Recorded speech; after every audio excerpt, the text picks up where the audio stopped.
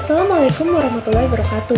Shalom, salam sejahtera, Om Swastiastu, Namo Buddhaya, salam kebajikan bagi kita semua, Rahayu, Rahayu, Rahayu. Perkenalkan, nama saya Maria Gerina Fadil Narasati dengan NIM 81114202235 dari Ronde 5, Prodi Ilmu Hukum Fakultas Hukum Universitas Negeri Semarang. Dalam kesempatan kali ini, saya ingin memaparkan terkait konflik antara Venezuela dan Amerika Serikat guna memenuhi penugasan pengganti UAS Hukum Internasional kelas hari Kamis pukul 13.00 waktu Indonesia Barat. Demikian perkenalan singkat dari saya. Selanjutnya kita akan langsung masuk pada topik bahasan yang akan kita ulas dalam video ini. Berikut yang akan saya paparkan adalah terkait konflik antara Venezuela dan Amerika Serikat.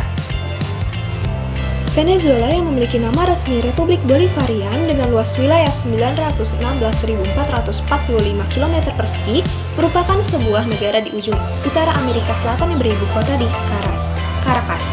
Secara letak geografis, perbatasan wilayahnya sebagai berikut. Sebelah utara berbatasan dengan Laut Karibia, Samudra Atlantik, Trinidad dan Tobago, dan Antillen Belanda. Sebelah timur berbatasan dengan Guyana, sebelah selatan berbatasan dengan Brazil, dan sebelah barat berbatasan dengan Kolombia. Hugo Chavez berkuasa di Venezuela pada tahun 1998 dan di bawah kepemimpinannya Revolusi Bolivarian digalakkan. Venezuela diubah menjadi negara sosialis. Karena Venezuela adalah negara petrostat dengan cadangan minyak terbesar di dunia, pemerintah sosialisnya berhasil mengimplementasikan rencananya untuk menyediakan barang dan jasa bersubsidi kepada rakyat Venezuela.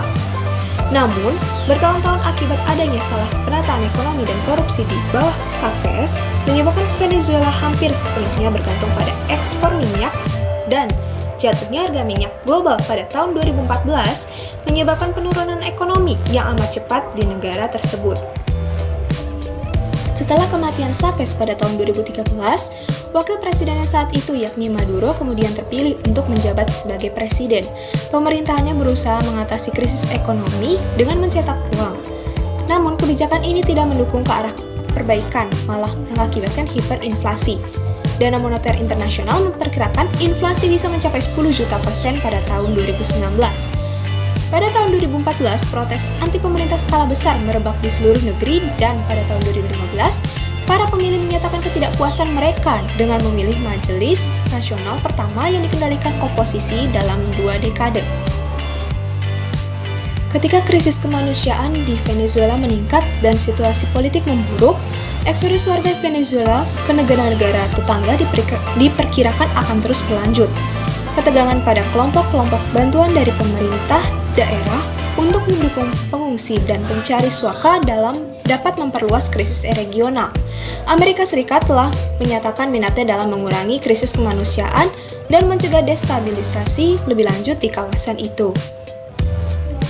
Sejak situasi memburuk dan krisis meningkat pada tahun 2015, diperkirakan hingga Januari 2021 total 5,4 juta orang Venezuela telah meninggalkan negara itu.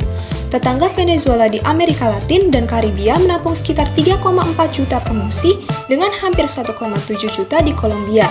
Eksodus juga telah menyebabkan krisis kemanusiaan regional karena pemerintah tetangga tidak dapat menyerap pengungsi dan pencari suaka.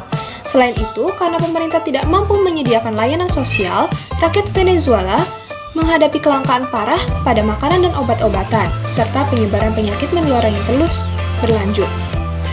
Venezuela berada di tengah krisis kemanusiaan. Ribuan orang meninggalkan negara itu setiap harinya, kebanyakan dengan berjalan kaki. Pada April 2019, setelah bertahun-tahun menyangkal adanya krisis kemanusiaan dan menolak mengizinkan bantuan asing masuk ke negara itu, menyebutkan pengiriman bantuan sebagai taktik politik Amerika Serikat, Presiden Venezuela Nicolas Maduro akhirnya mengizinkan masuknya kiriman pasokan bantuan darurat dari Palmera. Infrastruktur Venezuela tidak terpelihara dengan baik. Baru-baru ini menyebabkan serangkaian pemadaman listrik di seluruh negeri pada Maret 2019 yang menyebabkan jutaan orang tanpa listrik. Maduro terpilih kembali untuk masa jabatan 6 tahun kedua pada Mei 2018 dan secara resmi dilantik pada Januari 2019, meskipun ada boykot dan tuduhan penipuan dalam pemilihan yang dikutuk secara luas oleh berbagai negara, termasuk oleh sekelompok 14 negara tetangga yang dikenal sebagai Grup 5. Dilakukan oleh Amerika Serikat intervensi militer terhadap Venezuela di tahun 2019, bermaksud untuk mendukung pemimpin sementara Juan Guaido dalam upaya melakukan kudeta politik untuk melengsarkan kepemimpinan Nicolas Maduro sebagai presiden terpilih yang dilantik pada Januari 2019 silam. Kudeta dalam hal ini sebagai kunci untuk dapat mengambil alih kekuasaan berdasarkan pada memburuknya situasi suatu negara. Pada 15 Januari, Majelis Nasional menyatakan pemilihan Maduro tidak sah dan pemimpin oposisi Juan Guaido mengumumkan bahwa ia akan menjabat sebagai presiden sementara sampai pemilihan umum yang bebas dan adil dapat diadakan.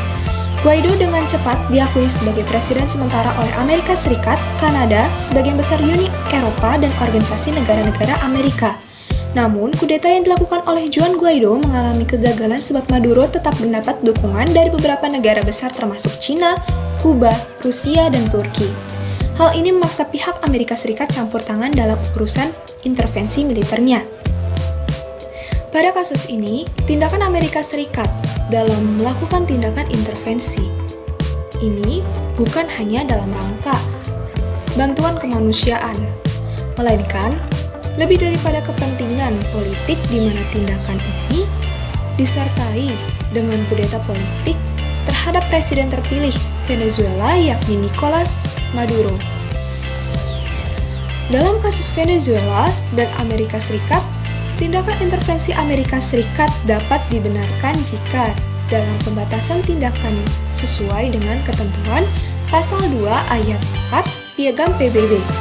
Legalitas terhadap tindakan intervensi haruslah dihubungkan dengan tujuan PBB dalam menghormati hak asasi manusia berdasarkan Pasal 1 Ayat 3 Piagam PBB.